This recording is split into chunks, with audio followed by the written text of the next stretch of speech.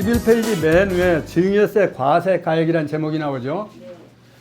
지난번까지는 증여 재산이 어떤 거냐, 또 증여세를 계산할 때 본래 자기가 받은 증여재산 가액은 얼마인데 거기다 무엇은 또 빼줘라, 무엇은 또 플러스 해라, 막 그런 게 있었죠.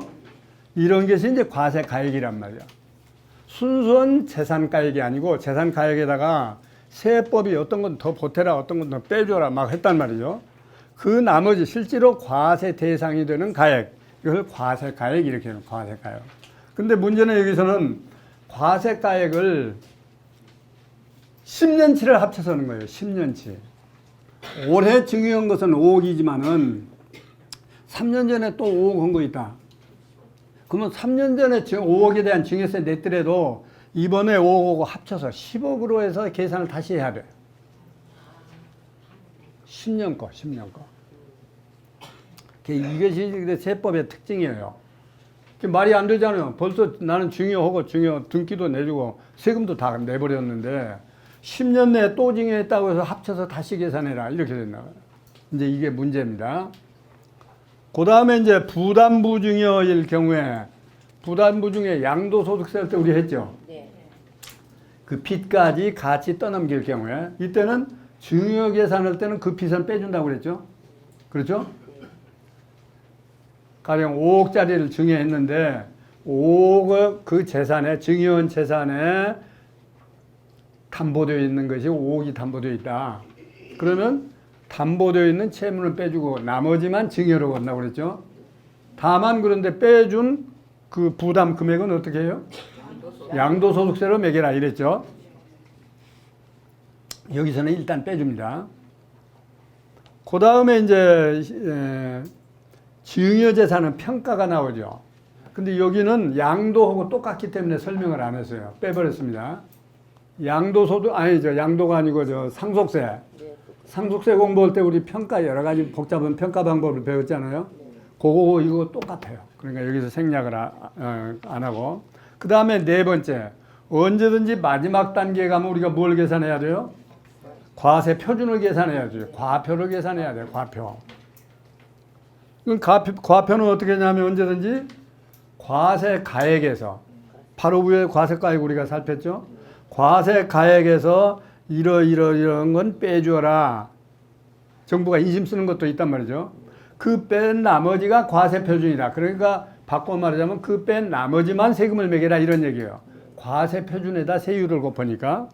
그래서 그 꼭 빼주는 게 뭐냐? 첫 번째, 증여공제라는 게 있습니다. 증여공제. 아까는 그러니까 증여재산은 10년 걸 합쳐서 과세라 그랬죠? 공제액은 어떠냐? 공제도 10년 내에는 공제를 받을 수 있는데, 근데 이것도 놀부계산이에요. 공제를 한번 받았으면 10년 내에는 또 받지 말라라 이거예요.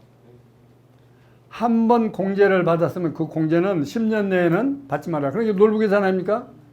재산가액은 10년 거 합치라고 그랬고, 공제는 한 번 받았으면 또 공제하지 마라. 이렇게 돼 있단 말이에요. 그러니까 세금이 자꾸 올라가는 거예요, 세금이. 그래서 증여공제 10년간 합계액에서 공제해라. 그러면 10년간 합계액에서 어떻게 공제해 주느냐? 첫째, 배우자는 6억 빼줘라. 이게 배우자한테 여러 차례에 걸쳐서 증여를 했습니다. 집도 하고 뭐 땅도 하고 뭐 했어요.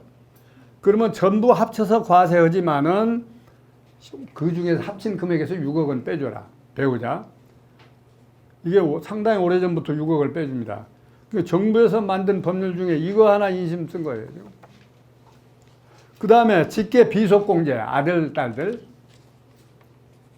손주가 비속이 아니에요? 아니라고 그랬죠? 바로 직계 아들, 딸만 직계 비속입니다. 얼마 빼주냐면 성인 한 사람당 5천만 원. 그러니까 자식이 셋이면 1억 5천만 원 빼주고, 미성년자는 2천만 원만 빼줘라. 근데 아버지도 나한테 증여하고 어머니도 나한테 증여했다. 그러면 아버지한테서도 이만큼 빼주고 어머니한테도 이만큼 빼주느냐? 아니야. 합쳐서. 이게 전부 놀부 계산이다 이렇게 생각하면 돼요. 합쳐서 이것만 빼줘라. 부모가 했을 때는. 그 다음에 기타 친족공제. 기타 친족공제. 이것은 조금밖에 안 빼주죠. 직계 존속도 5천만 원. 그러니까 밑으로 내려가는 것도 5천만 원, 위로 가는 것도 5천만 원입니다. 얼마 전까지 부모는 3천만 원만 빼주다가 자식 빼주는 거나 똑같이 해야 될 거냐 해서 5천만 원 지금 빼주라고 되어 있습니다. 부모한테 드린 것도 5천만 원 빼주라. 기타 친족은 1,000만 원이다. 빼주나만 합니다. 그러면 이제 과세 표준이 계산되었으니까 마지막으로 이제 세액을 계산해야 되죠. 우리가 세액을 계산을 하고 이 어려운 일을 다 하는 거니까 세액 계산, 이건 모든 세법이 똑같다고 그랬죠. 과세 표준이 나오면 거기다 곱하기 세율로 하면 된다. 이 세율도 상속세 세율하고 똑같아요. 그러니까 이것도 설명을 안 합니다. 상속세 세율하고 똑같습니다. 상속세 세율이 얼마였죠? 1억까지? 10%. 5억까지? 이거 알기 쉽게 해놨어요. 기억하기 좋게. 10억까지? 30%. 30억까지? 30억 넘으면 50%. 네, 똑같아요. 그러면 이렇게 이제 세액이 산출되면 실제로 내가 납부할 세액을 계산할 때는 어떻게 하냐면 아까 10년 걸 합치라 그랬죠.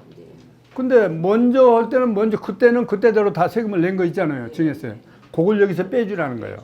합친 대신 빼주라. 그러면 아까 두 가지 과세하는 게 뭐죠? 하나는 금액이 이제 합치니까 자꾸 커져가니까 세율이 점점 높아져가죠. 그러니까 먼저 낼 때는 내가 20%에 해당돼서 20%를 냈는데 합치니까 이번에 30%에 해당됐어. 그럼 10%가 늘어났죠. 그거 추가로 더 내라는 거예요. 그 공제도 마찬가지. 아까 얘기했다시피 5천만 원 공제했는데 그 뒤에 또 증여할 때는 그건 해주지만 한 번 받았으니까 또 안 된다. 그러고 우리가 양쪽으로 세액이 늘어나는 거죠. 마지막으로 이 신고하는 것은 3개월 내에 해라.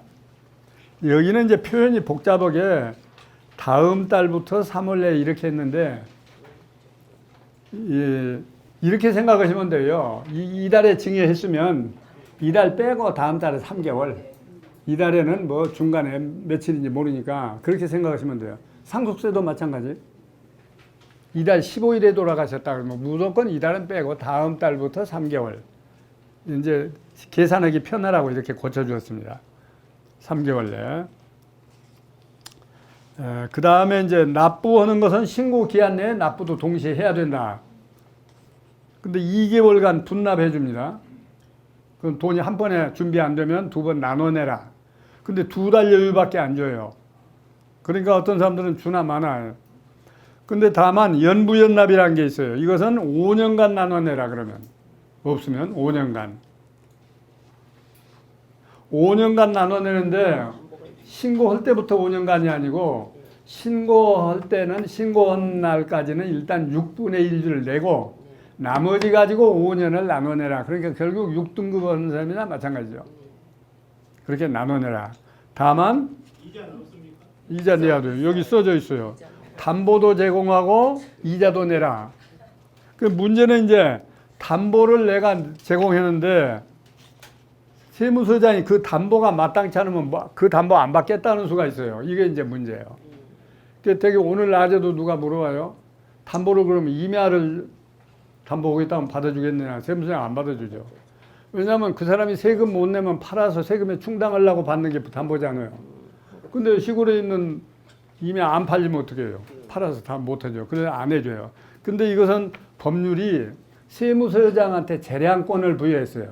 이건 세무서장이 받아주고 안 받아주고는 세무서장이 알아서 해라.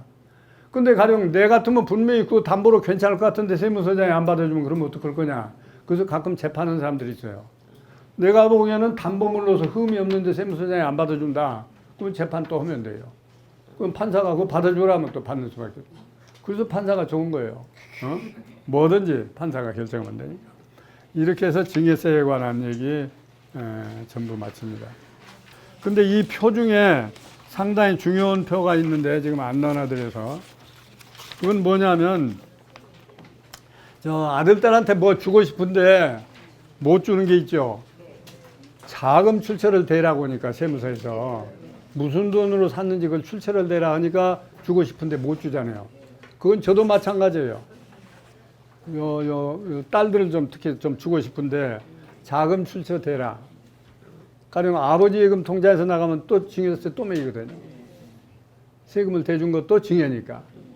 그런데 이제 그러면 저 집이 없이 살다가 처음으로 오두막집 하나 샀는데 자금 출세 대라고 하면 어떡하느냐. 이제 그런 세상 일도 감안해가지고 면제해주는 기준이 있어요.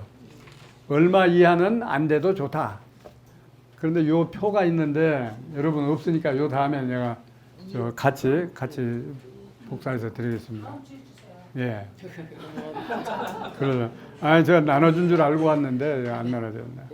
그래서 여기 근데 이것도 지금 문제가 있더라고요. 작년에 뭐 9.13 조치하고 시끄러웠죠. 그때 이것도 또 더 나쁘게 개정을 해버렸어요. 가령 전에는 2억까지는 봐주겠다. 2억까지는 출처 안 돼도 묻지 않겠다. 이런 게 있었어요. 근데 이걸 또 1억 5천으로 줄여버렸어요. 그런데 2억까지 봐준다는 게 10년 전에도 있었고 고전에도 있었어요. 그러면 그 당시 2억짜리 집이 요새는 3억 4억도 있잖아요. 그러면 이 공제도 거꾸로 3억 4억으로 늘려줘야 맞죠. 화폐 가치가 달랐으니까. 근데 거꾸로 이건 더 줄여버렸어. 그러니까 이게 이 입법자들이 생각을 못해요. 국민들 생각을 못해요. 위에서 또 세금 내도록 좀 뭐 여기서 봐라 하니까 이렇게 줄였단 말이에요. 요 다음에 여러분이 보시면 합니다. 다만 지금 미리 얘기 드린 것은 80%만 입증하면 된다. 80%.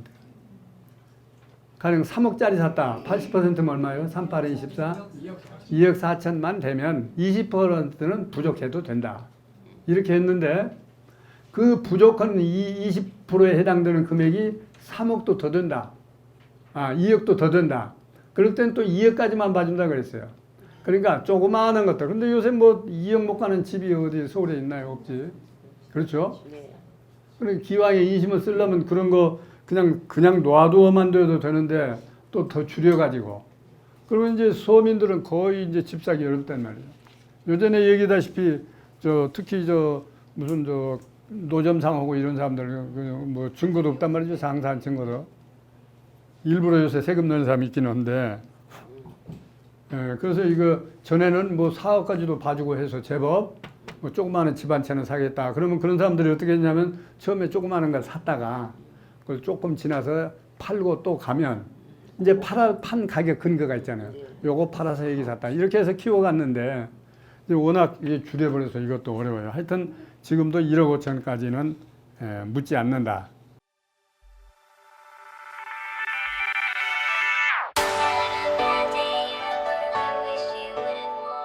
강남구 논현동에 위치한 대지면적 약 75평, 연면적 약 200평의 수익형 부동산 개발 사례입니다. 인지도 있는 브랜드와 연계하여 임차인이 선호하는 최상의 공간을 만들어갑니다. 소호 사무실을 계획하여 수익률을 극대화하였습니다. 1층 필로티를 활용한 편리한 주차, 풀옵션 주거 공간과 독립된 옥상 정원, 전용 면적 5평에서 7평대까지 고급 임대주택의 수익 극대화가 되도록 가구와 자재를 선별하였습니다. 풀옵션으로 전자제품, 가구류와 집기류가 모두 포함되도록 계획하였습니다. 매각 시 자산가치가 높을 건축물로 디자인하였습니다.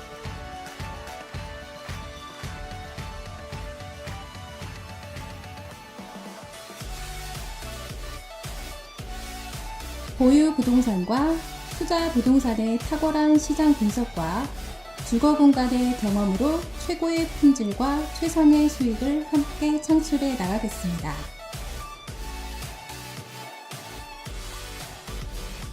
책임, 위탁, 전소, 일반 관리 등 건물주 취향에 따라 선택 가능합니다. 수금 책임제로 월세 미납 시 대납해 드립니다. 공실 클럽 및 제휴사의 광고를 통한 타사 대비 공실률 최소화로 인해 수익률 증가가 가능합니다.